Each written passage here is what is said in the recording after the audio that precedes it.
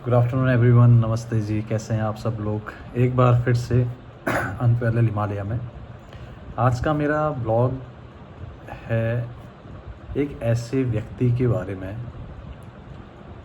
जिसको बहुत सारे लोग शायद नहीं जानते हों, या जो जानते हैं वो अच्छी बात है, लेकिन उन लोगों के लिए जो लोग नहीं जानते हैं, मेरे इस वीडियो के माध्यम से शायद आप लोग आगे को जानेंगे। उनका नाम है रिचर्ड एल्पर्ट। अब आप लोग कहेंगे यार रिचर्ड एल्पर्ट, हाँ ये वही रिचर्ड एल्पर्ट हैं जो कि नीम करौरी महाराज, कैची धाम वाले नीम करौरी महाराज, उनके बहुत बड़े शिष्य रहे हैं। रिचर्ड एल्पर्ट का जन्म ह्यूस्टन अमेरिका में हुआ था इन 1931 में, और 2019 में उन्होंने अपना देह त्याग दिया था। अब रिचर्ड एल्पर्ट और नीम करौरी महाराज जी कैसे मिले?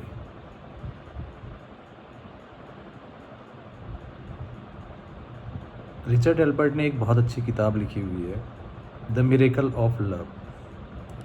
आप लोग अमेज़न पे जाइए, उसे बाय करिए, उसे रीड करिए, आपको बहुत सारी अच्छी इन्फॉर्मेशन वहाँ से मिलेंगी। अराउंड 1965 में जब रिचर्ड एल्पर्ट इंडिया आए थे, नॉर्मली फॉरेन सॉइल से पीपल ट्रैवल के लिए तो आते ही हैं, इंडिया में आए। वो जिनके साथ आए थे उनके दोस्त उनको इस जगह पर लेके आए थे, कैची धाम पर। लेकिन रिचर्ड एल्पर्ट को बाबा, साधु, भगवान, इन चीज़ों में कोई भी आस्था नहीं थी। ये मस्त मौला रहते थे, ये प्रोफेसर थे बाकायदा, और ड्रग्स वगैरह के ऊपर काफ़ी सारी रिसर्च भी करते थे। लेकिन इनको भी शौक़ था ड्रग्स वगैरह लेने का, जैसे हशीश वगैरह और जो भी ऐसे पदार्थ होते हैं नशे वाले, तो वो ये लेते थे, कैप्सूल्स एंड ऑल, और बड़े मस्त रहते थे। जब ये कैची धाम में आए, इन्होंने बाबा को देखा तो सबने बाबा को प्रणाम किया, लेकिन इन्होंने कोई रिएक्शन नहीं दिया। इन्होंने बाबा की तरफ देखा भी नहीं, कुछ भी नहीं बोले, और बाबा इनकी तरफ देख कर हंस रहे थे।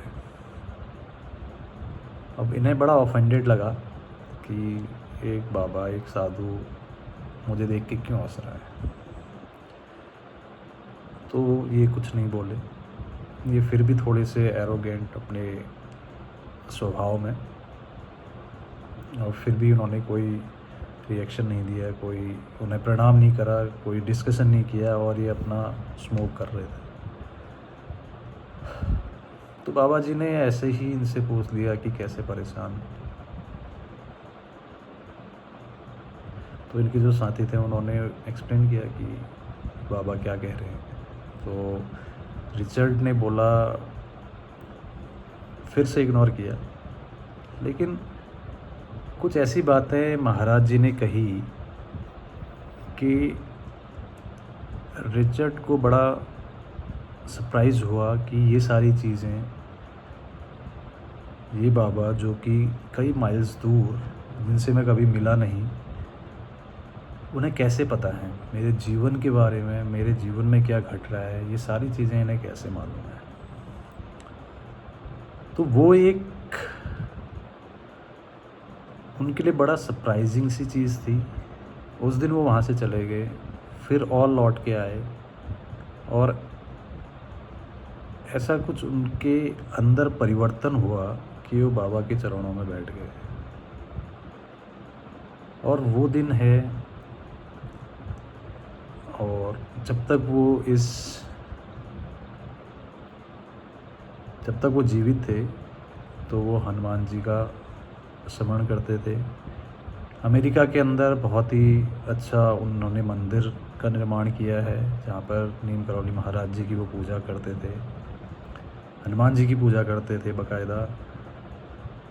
बाय द टाइम बहुत ही बड़ी चीज़ है, रिचर्ड एल्पर्ट के नाम से नहीं जाने गए, उनको रामदास के नाम से जाना गया।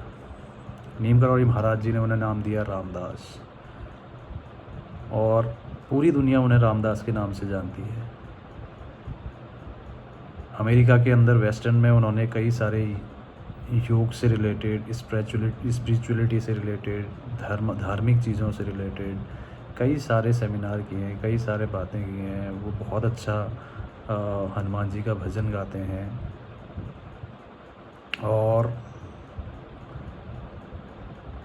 और भी कुछ अगर आप डिटेल में उनके बारे में देखना चाहते हैं विजुअली, तो एक नेटफ्लिक्स में मूवी है गोइंग होम, आप उसको ज़रूर देखिए।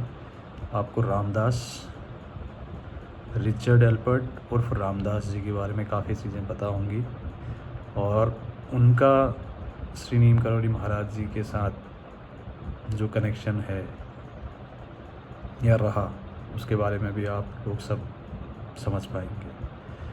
और ज़रूर पढ़िए मिरेकल ऑफ लव, ये अमेज़न पे उपलब्ध है। ये बुक रामदास जी उर्फ रिचर्ड एल्पर्ट ने लिखी हुई है, और बड़ा मज़ा आएगा आपको। बहुत बहुत धन्यवाद, और चैनल में बने रहिए, बहुत सारी ऐसी इन्फॉर्मेशंस आपको मिलती रहेंगी।